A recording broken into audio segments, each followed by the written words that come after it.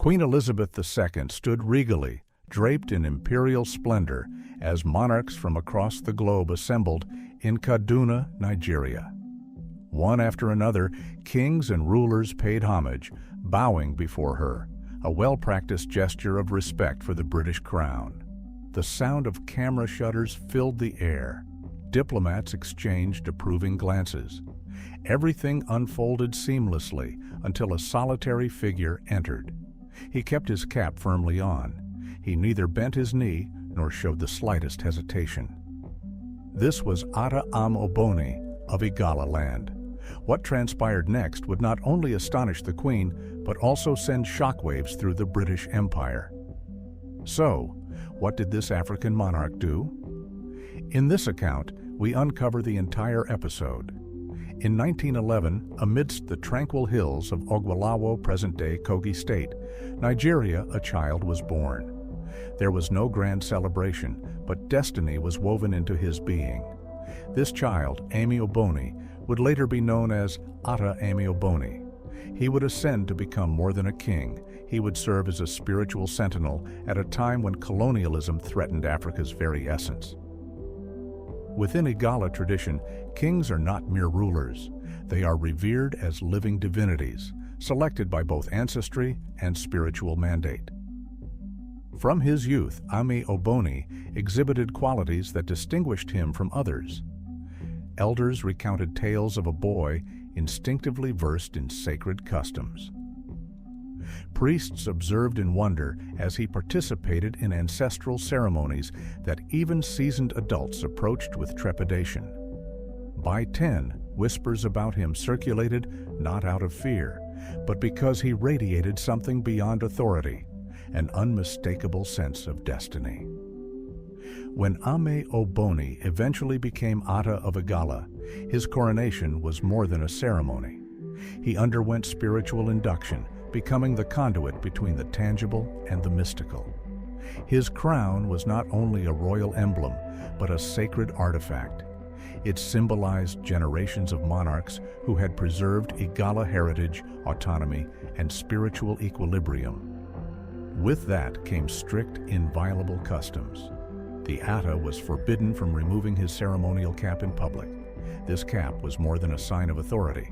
It was believed to harbor ancestral power, and exposing his head could unleash forces hidden from ordinary eyes. He was also prohibited from shaking hands with women, a rule rooted in ritual purity, as his person was deemed spiritually consecrated. Perhaps most remarkably, the Ata could not gaze upon the deceased, a measure to safeguard his vitality and prevent death from tainting the throne. To outsiders, especially British colonial officials, these traditions appeared outdated, relics of superstition their presence was meant to dispel. Yet for the Igala, these edicts were sacred, upheld not by written law, but by oral history, ancestral pledges, and cosmic duty. For years, Ata Ame Oboni governed with honor and spiritual gravitas. Under his leadership, Igala land flourished, commerce blossomed, indigenous schools grew. His subjects relied on him not only for governance, but for the preservation of their customs, their deities, their identity. He was a sovereign, but above all, a protector.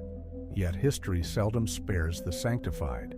Despite his spiritual stature, a new challenge loomed, not from foreign armies or insurrection, but from a royal summons.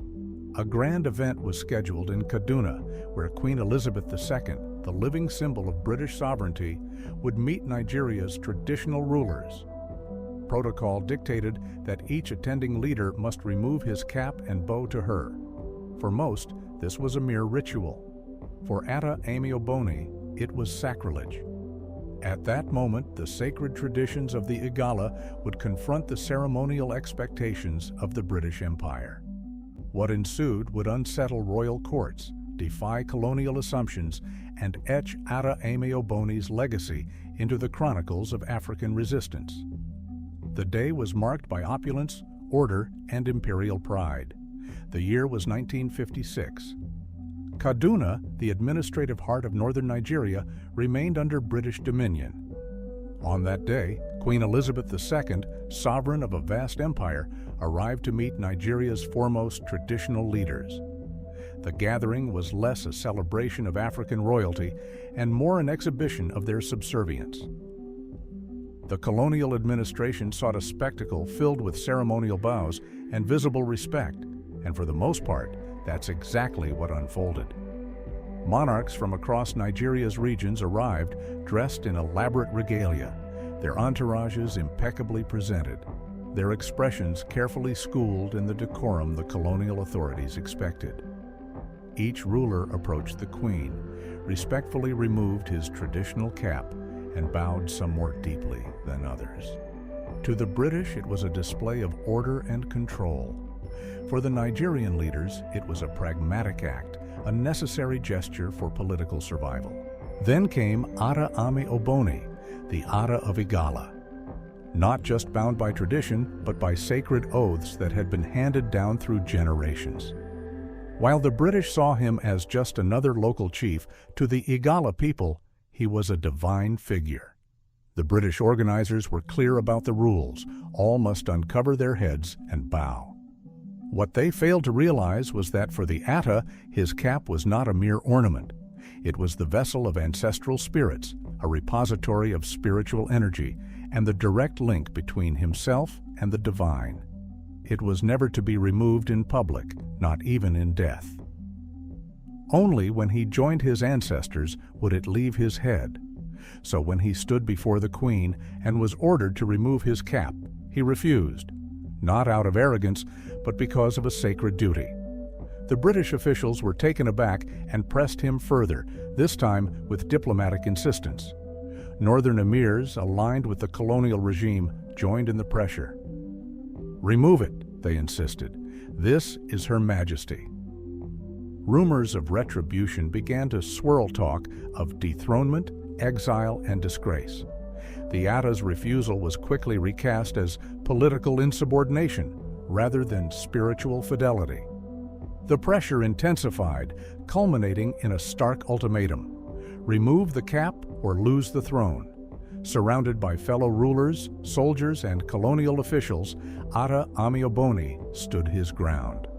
Then, appearing to yield, he slowly reached up and removed the cap that had never before been lifted in public. The room fell silent, expecting a moment of submission, a symbolic yielding of African sovereignty to the British crown. But that's not what happened. The instant the cap left his head, chaos erupted. From beneath it, a swarm of bees burst forth, filling the hall with a storm of wings and stings. These were not imagined or symbolic bees, but real insects, hundreds of them, swarming the ceremonial chamber as if summoned from another realm. They attacked with uncanny precision. Officials shouted, emirs ducked, British dignitaries scrambled for safety, and guards flailed helplessly. In mere moments, the Grand Hall, meant to showcase imperial dominance, descended into turmoil. The Queen was swiftly shielded and evacuated. Her security detail retreated in confusion. Several attendees were stung, some quite badly. The ceremony fell apart. Throughout the chaos, Ada Ame Oboni stood composed, cap in hand, the spectacle around him making a statement more powerful than any words. His authority was not derived from Britain, nor granted by colonial officials. He bowed to no foreign power. The incident left a lasting mark on colonial confidence. The British could not explain what had happened. No one could.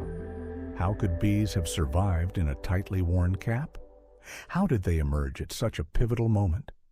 Some accused him of trickery, others whispered of curses. But to the Igala, there was no question. Their king had invoked a spiritual response to colonial humiliation. What was meant to be a display of imperial supremacy became an unforgettable act of spiritual resistance. The Queen, expecting deference, instead witnessed something extraordinary. However, the humiliation stung the British, and they would not let it pass. What followed would test not only Ada Ame Oboni's rule, but the very core of the Igala kingdom.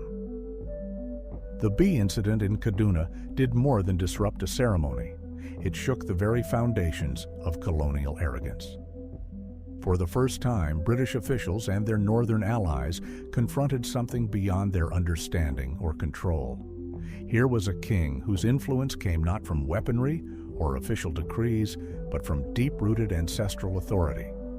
Most troubling of all, he was unafraid of them. That made him a threat. To the British, Ata Ame Oboni was no longer just a king. He had become a symbol of resistance, a man who would not yield, conform, or serve as a colonial puppet. Such defiance, especially from a leader so respected, could not be tolerated. The colonial response was swift and familiar: discredit him. Stories began to circulate. They accused him of witchcraft, claiming the bees were conjured by dark arts rather than divine power. Then came the most damaging allegation. During the sacred Ocho festival, a revered Igala ceremony involving animal sacrifices for rain and fertility. They claimed the Ata had ordered human sacrifices. There was no evidence, no witnesses, just rumors spread in colonial circles and official reports. On the strength of these whispers, a verdict was reached without trial. Ata Ame Oboni was declared unfit to rule. The colonial rulers did not stop at dethroning Ata Ame Oboni. They banned the Ocho festival along with all major Igala cultural ceremonies, effectively erasing an entire people's heritage overnight. Drums were silenced, sacred masks put away, and prayers to the ancestors outlawed. For 63 years, the spiritual heartbeat of the Igala kingdom was forcibly paused, all because one king refused to bow before an empire. Though the colonial powers claimed victory on paper, they failed to break his spirit. The story was far from over. After his removal, Ata Ame Oboni was not allowed to return to his people, but was held captive, not in chains, but confined under guard and the weight of official disgrace. Northern elites, eager to prove their loyalty to the British, demanded his public humiliation. They wanted to see the proud king reduced to begging, yet they gravely underestimated him. As guards escorted him to confinement, head held high and robes flowing with dignity, he whispered to his driver, Amanabo, "Take the car, drive to Aida. Don't look back until the wind touches your face." Though cryptic, Amanabo obeyed without hesitation, slipping away through narrow paths out of Kaduna. Unnoticed, no guards pursued, believing the king was locked away. Hours later, when guards checked on the cell, Ata Ame Oboni had vanished without a trace. No broken windows, no open doors, no footprints, no witnesses. It was as if the gods themselves had spirited him away. Panic ensued. Soldiers searched frantically. Officials cursed their failure. Meanwhile, far from the chaos, Amanabo drove on alone through forests and plains, avoiding glances in the rearview mirror. Then, just as the king had foretold, a cool breeze swept through the car. Amanabo smiled. The Ata was safe. The escape had succeeded. To this day, the exact means of his disappearance remain a mystery. Some believe it was a spiritual teleportation aided by ancestral powers. Others think he was smuggled out disguised. But the Igala people hold firmly that his sacred spirit could not be confined by mortal means. The British took his crown, but never his soul. His vanishing sparked a mythic resistance that outlasted both his enemies and the empire that sought to silence him. Though free from physical captivity, what haunted Ata Ame Oboni most was betrayal not from the queen or colonial officers, but from within his own people. It was not a foreign sword, but a local pen that pierced his heart. Two Igala elites, motivated by fear and submission to imperial pressure, signed a petition against him. These men, who owed their heritage to the throne's legacy, sold it for political gain. To the Ata, this was spiritual treason. In quiet exile, stripped of crown but not dignity, he pronounced a prophecy that echoed through generations. "The hand that wrote the petition shall wither," he declared, "and the leader of the betrayal shall be buried 3 times." To outsiders, these words might have seemed bitter ramblings of a deposed king, but to those who witnessed his power, the bees, the escape. These were divine decrees. Years later, those who betrayed him met strange and grim fates. The man who penned the petition suffered a mysterious paralysis that shriveled his arm, dying silently with no medical explanation. The leader of the betrayal was exhumed 3 times, once by flood, once accidentally, and once by court order. Each time the earth seemed to reject him. As for Ata Ame-Oboni, broken by lies and spiritual wounds, he chose to end his life not in defeat, but as a final act of protest and sacrifice. Upon returning to Ida, the Igala capital, he reportedly ingested poison. Elders recount his death as swift and deliberate, a sacrifice to preserve the throne's dignity and ensure his spirit returned pure to the ancestors. It was a last message. "You may have dethroned me, but you will never own me." Even death could not silence his legacy. For 63 years, the Ocho festival remained banned, drums silent, rituals forgotten, and elders passed without passing down sacred rites. Children grew up unaware of the man who had stood against an empire. Yet legends do not die, they wait. In 2012, the unimaginable happened. Ata Michael Idakwo, Ame-Oboni II, son of the late king, was installed as the new Ata of Igala, restoring the bloodline after decades. The prophecy was fulfilled. Then, in 2022, Governor Yahia Bello lifted the ban on Igala festivals. The Ocho festival returned not merely as a celebration, but as a cultural resurrection. People danced and wept, elders witnessed the rebirth of their heritage. Amid the music and chants, one name rose above all: Ata Ame-Oboni, not as a traitor or rebel, but as a savior. He was a man who could have bowed and lived quietly, who could have traded tradition for survival, but instead chose to bend history itself, to make the empire kneel at his feet. Was it logical to expect a king to bow before another on his own land? Should not the queen, as the outsider, have shown respect to the king? Share your thoughts in the comments below. If you want more stories like this, please subscribe and hit the bell icon. Thank you for watching, and stay tuned for the next video.